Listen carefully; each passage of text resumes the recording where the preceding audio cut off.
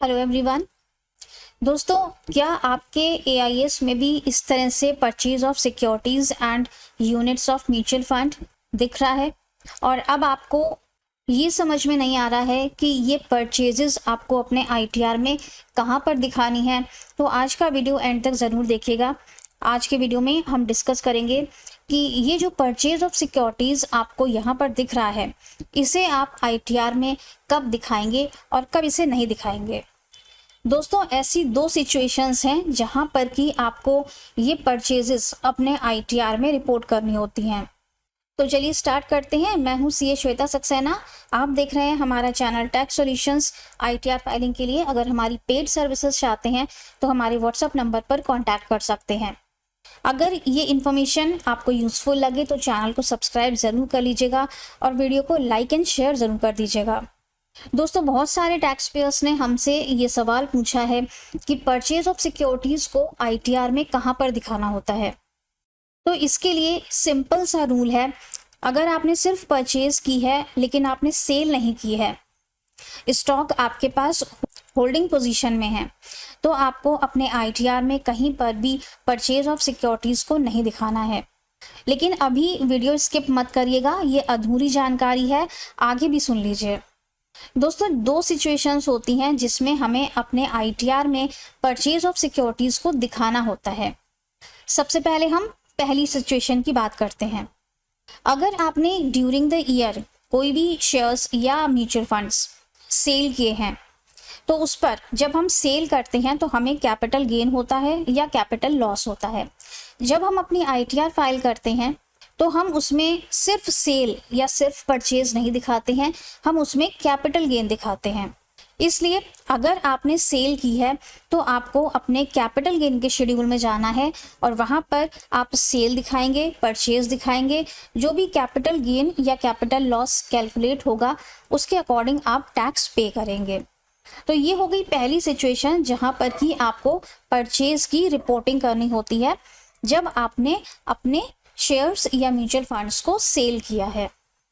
Cell के case में आप कभी भी आईटीआर 1 को फाइल नहीं करेंगे, आपको हमेशा आईटीआर 2 को फाइल करना है अगर आपको सेल दिखानी है।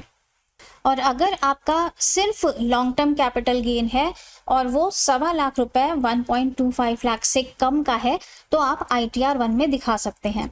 लेकिन अगर साथ में शॉर्ट टर्म भी है या फिर लॉन्ग टर्म आपका 1.25 लाख से ज़्यादा का है तो फिर आपको आईटीआर 2 को ही फाइल करना होगा।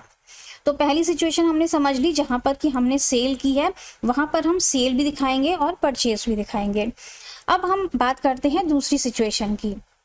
दूसरी सिचुएशन ऐसी है जहाँ पर कि हमारे पास सेल अमाउंट नहीं है, हमने सेल नहीं की है, हमारे पास सिर्फ परचेजेस हैं और परचेजेस मतलब हमने होल्डिंग पोजीशन में अपने शेयर्स या म्यूचुअल फंड्स को रखा हुआ है, सेल आउट हमने अभी तक नहीं किया है।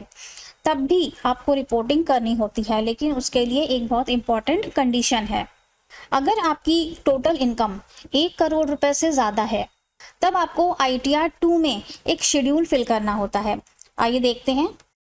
यहाँ पर हमने अपने इनकम टैक्स अकाउंट में लॉगिन कर लिया है और हम यहाँ पर आ जाएंगे शेड्यूल सिलेक्शन वाले पॉइंट पर।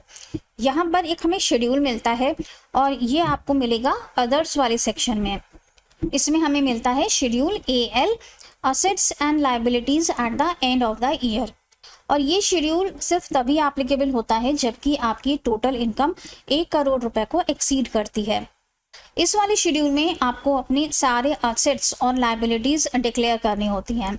असेट्स जैसे कि आपके पास कैश बैलेंस कितना है, बैंक बैलेंस कितना है, प्रॉपर्टीज़ हैं तो कहाँ कहाँ पर हैं, एड्रेस देना होगा कितनी है, ज्वेलरी आपके पास कितनी है।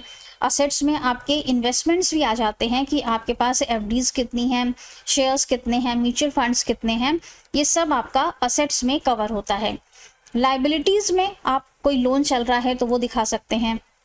तो ये शेड्यूल AL आपको फिल करना होता है अगर आपकी इनकम 1 करोड़ रुपए से ज़्यादा की है और आपके एआईएस में सिर्फ परचेज वर्ड दिख रहा है, आपने कोई भी सेल नहीं की है। इन केस आपने सेल की है तब तो आपको कैपिटल गेन रिपोर्ट करना ही है, लेकिन अगर आपने सेल नहीं की है, सिर्फ परचेजेस आपके एआईएस में दिख रही हैं, तब भी आप शेड्यूल AL में उसको रिपोर्ट करेंगे अगर आपकी इनकम 1 करोड़ रुपए से ज़्यादा की है। एक बार उनकी भी बात कर लेते हैं जिनकी इनकम 1 करोड़ से कम है। तो वो लोग शेड्यूल AL को फिल नहीं करेंगे, वो अपनी ITR में कहीं पर भी परचेजेस को नहीं दिखाएंगे, ज़रूरी नहीं है दिखाना। आप लोग परचेज को सिर्फ उसी केस में डिस्क्लोज करेंगे, रिपोर्ट करेंगे जब आपने शेयर्स या म्यूचुअल फंड्स की सेल की है और आपको कैपिटल गेन या कैपिटल लॉस हुआ है, तब आप शेड्यूल कैपिटल गेन में अपनी सेल और परचेज को रिपोर्ट करेंगे, कैपिटल गेन को कैलकुलेट करेंगे और उस पर टैक्स का पेमेंट करेंगे।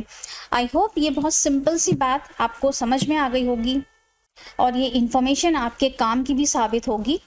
इसलिए नेक्स्ट टाइम AIS में परचेज वर्ड दिख जाए तो कंफ्यूज मत होइएगा, हमारा वीडियो रेफर कर लीजिएगा। Thank you so much for watching this video. ITR filing के लिए हमारी पेड सर्विसेज चाहते हैं तो हमारे व्हाट्सएप नंबर पर कांटेक्ट कर सकते हैं। मिलेंगे नेक्स्ट वीडियो में। Till then stay safe and healthy. खुश रहिएगा, मस्त रहिएगा। Thank you.